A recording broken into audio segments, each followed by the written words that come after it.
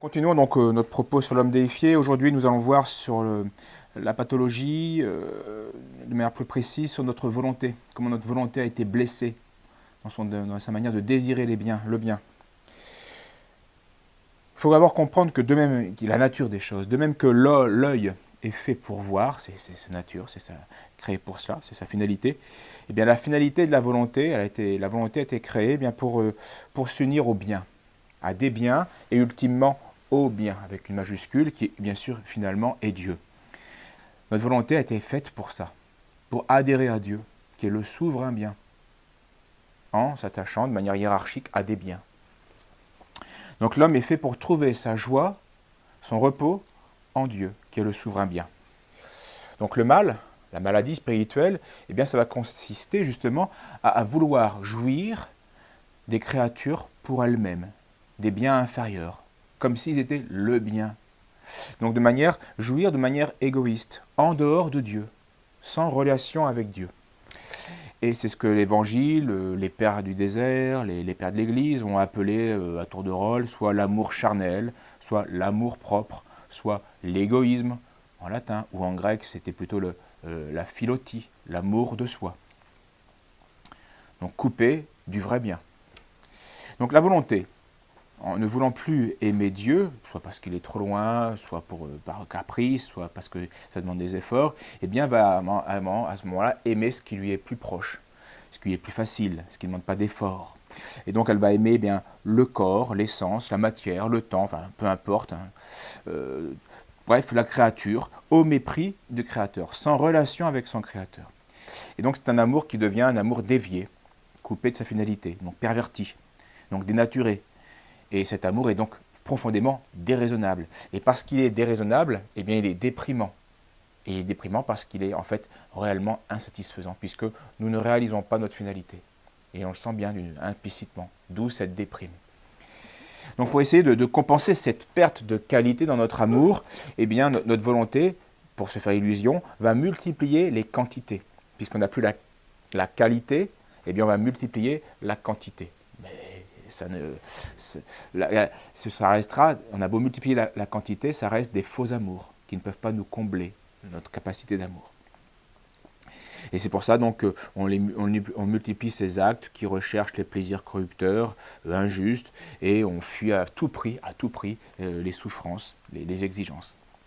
Saint Grégoire le Grand bien résume cela dans cette belle formule, l'homme qui dérobe l'amour dû à Dieu, seul, eh bien, le gaspille en passion humaine.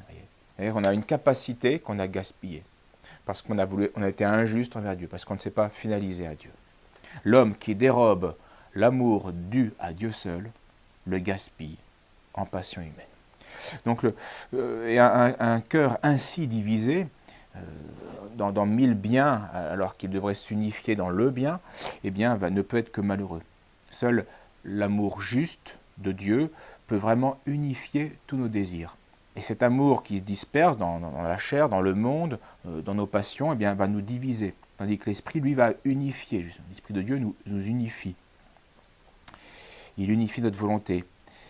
C'est pourquoi Saint Paul dit aux Galates, « Marchez selon l'Esprit et vous n'accomplirez pas les désirs de la chair. » C'est-à-dire, vous n'allez pas vous disperser, vous n'allez pas vous tromper dans vos amours. Si vous marchez selon l'Esprit, si votre amour est bien hiérarchisé, bien ordonné au souverain bien. Parce que seul le souverain bien, qui est le bien absolu, eh bien, peut vraiment calmer et reposer notre faculté, notre volonté, notre désir d'aimer. Même si ici-bas, bien sûr, cet amour n'est pas, cette joie n'est pas encore sentie de manière parfaite, c'est bien cet amour-là qui repose notre volonté. Le bien, et pas les biens. Le bien, le souverain bien. Et cette soumission à sa volonté. Et on le voit chez les saints qui ont parfois beaucoup souffert, ils avaient malgré tout un souverain repos parce que leur volonté était soumise à la souveraine volonté de Dieu. Donc sans cet ancrage de notre volonté, eh bien, la volonté s'épuise. Elle s'épuise en de perpétuels mouvements qui sont vains envers les créatures. Elle s'attache à des créatures qui sont vaines. Donc ces mouvements sont vains. Et donc c'est épuisant, c'est déprimant. Donc quand on aime la créature, de préférence au créateur, eh bien c'est évidemment le monde à l'envers. Et on retrouve ce qu'on a déjà évoqué là, avec les autres pathologies, c'est de la folie, c'est du délire. Hein. C'est le délire propre à l'homme pécheur. Et à ce moment-là, on est prêt à légitimer eh bien, tous nos désirs pervertis, on est prêt à idolâtrer chacun désir de la volonté humaine parce qu'elle est devenue folle. Donc ce que je veux, eh bien, on est là aujourd'hui. Donc liberté, plaisir, liberté bien sûr désordonnée, plaisir injuste, indépendance orgueilleuse, tous ces mots-là qui sont des mots d'ordre de la Révolution sont en fait des incantations idolâtriques. C'est la philotie, c'est l'amour charnel, c'est l'amour propre, ceci manifeste une volonté malade qui n'est pas attachée au souverain bien. Et donc, autre face du problème, bien sûr, la vérité souveraine, Dieu qui exige, eh bien, est rejetée, l'autorité est rejetée, et donc Dieu est rejeté. Donc tout cela disparaît du monde de cette volonté perverse. Il n'y a plus ni bien ni mal. S'il y a une vérité, une autorité, une loi, tout ça est gênant pour jouir. Or, la volonté a décidé de multiplier les plaisirs, les quantités de plaisirs dans les biens créés, dans la créature. Donc il faut qu'il y ait plus de critères, donc plus de bien, plus de mal. L'unique critère du bien sera ma volonté idolâtrée, donc la philotie, l'amour de soi. C'est vraiment ça l'essence de la maladie de notre volonté. Donc c'est de la folie humaine. Et cette folie humaine explique l'autodestruction de l'homme qui recherche jusqu'à des plaisirs contre nature. C'est contraire à sa nature, mais je les recherche pour affirmer ma volonté, mais en fait je me détruis. C'est propre à notre époque, là aussi, une époque gravement malade, évidemment. Donc l'âme qui fait ça est évidemment aveuglée par le plaisir. Elle est incapable d'effort et de discernement. Elle est vraiment, comme le dit l'Écriture, esclave de son péché. Esclave de son péché. Et l'âme est étouffée par ses plaisirs, sensibles, corruptibles, et jusqu'à en mourir. Mourir parfois, non seulement quant à l'âme, mais ça produit parfois la mort de l'homme, physique. Regardez un drogué, esclave de son plaisir. Regardez les hommes pervers aussi, les libertins, qui parfois en vont jusqu'à des actes qui sont fous et qui produisent la mort. En tout cas, quel que soit le degré, l'âme sera toujours déçue de ce processus. Parce que le plaisir ainsi conçu, ainsi voulu par l'âme, eh bien, va toujours s'accompagner de douleur. Parce qu'elle s'accompagnera toujours d'insatisfaction, de tristesse, d'amertume. On ne peut goûter que la tristesse et l'amertume lorsque on s'est attaché à un bien qui ne correspondait pas à notre finalité, à la finalité de notre nature, qui n'était pas proportionné à la grandeur de notre âme qui est infinie. Donc quelque chose d'infini qui veut trouver son contentement dans quelque chose de fini, il va être déçu, toujours déçu, nécessairement déçu. Voilà pourquoi le péché déçoit. Et alors on recommence pour essayer de se refaire illusion. Et en vain, toujours en vain. Parce que notre âme a été créée pour Dieu. Vous connaissez cette phrase très connue de Saint Augustin, nous a créé, Dieu, qui s'adresse à Dieu, Dieu, vous nous avez créés sans nous, mais nous ne trouverons notre repos qu'en vous, parce que notre âme a été créée pour vous. Donc les biens et les plaisirs de la terre sont tous finis, sont tous partiels, limités, ils sont tous relatifs, donc ils sont tous fugitifs, ils nous échappent un jour ou l'autre, d'une manière ou d'une autre. Ils sont tous pris en eux-mêmes superficiels, même s'ils sont des vrais biens, ils restent superficiels. D'où cette inévitable insatisfaction de l'âme lorsqu'elle y a adhéré comme à son souverain bien. Donc, parce que notre âme, nous devons nous dire, l'âme est infinie, elle est faite pour l'infini. Elle a été créée, sa nature, pour adhérer au souverain bien. C'est ça notre âme. Donc l'âme humaine a soif d'infini et le monde, lui, est fugitif. Le monde passe. Donc comment ce monde fugitif peut remplir et contenter notre âme? Et c'est ce que notre Seigneur, le Sauveur, eh bien, fera entendre de nombreuses fois dans son évangile. D'abord à la Samaritaine, où il lui dit à propos de cette eau physique, quiconque s'abreuve de cette eau parce que lui, vous savez, il lui demande de l'eau et elle lui dit, il y a l'eau du puits, et notre Seigneur lui fait une comparaison avec l'eau mystique, enfin l'eau, la nourriture de Dieu. Et quiconque s'abreuve à cette eau aura encore soif, en montrant l'eau du puits. Mais il lui dit, moi je vais te donner une eau, donc celui qui en boira, eh bien, sera comblé. C'est-à-dire, c'est la science de Dieu. Ou alors à ses apôtres, phrase plus connue, que sert-il à l'homme de gagner le monde s'il vient à perdre son âme? Que donnera l'homme en échange de son âme?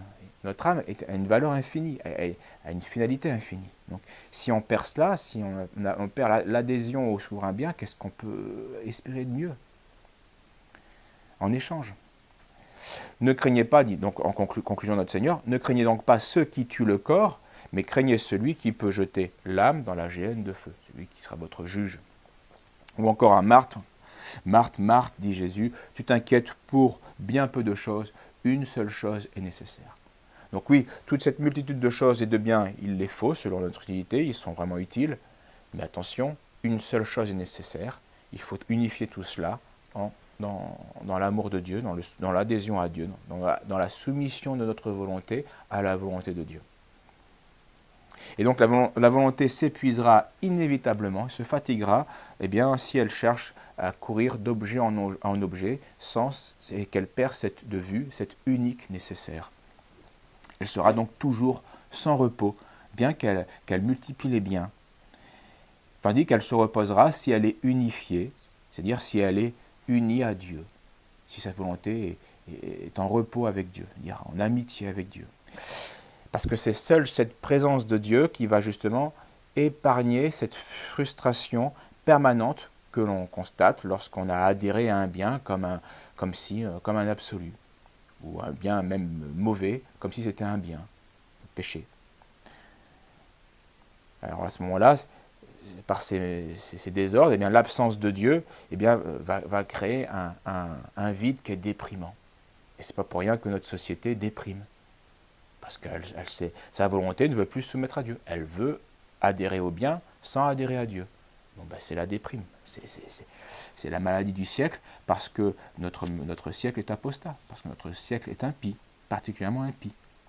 Et donc ce sera notre conclusion avec Saint Maxime le Confesseur, un père du 6e siècle, 7e siècle. Il conclut par cette phrase qui se fait à elle-même, « Cette entreprise de trouver le bonheur en dehors de Dieu était vouée à l'échec. » Cette entreprise de vouloir, de goûter le bonheur en dehors de Dieu était vouée à l'échec. Posséder les dons de Dieu, de préférence à Dieu, est une impossibilité. Et c'est ce que maintenant l'homme orgueilleux, l'homme moderne prétend. Il veut jouir du paradis, mais sans Dieu. Il veut jouir des dons de Dieu sur terre, mais sans Dieu. Eh bien, cela est une impossibilité. La conséquence de cette réalité, ça va être la dépression, la déprime, l'angoisse et le contre-nature, et au final, la mort, comme l'avait bien dit notre Dieu à nos premiers parents, si vous faites cela, vous goûterez la mort. Donc voilà le vice principal donc, dans la volonté, de ne plus être soumise à Dieu.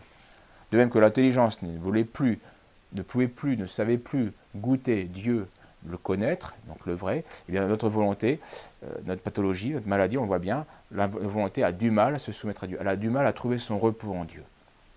Alors, nous verrons dans la prochaine fois eh bien, cette maladie au niveau de l'irascible puis du concupiscible. Voilà, je vous remercie, à une prochaine fois.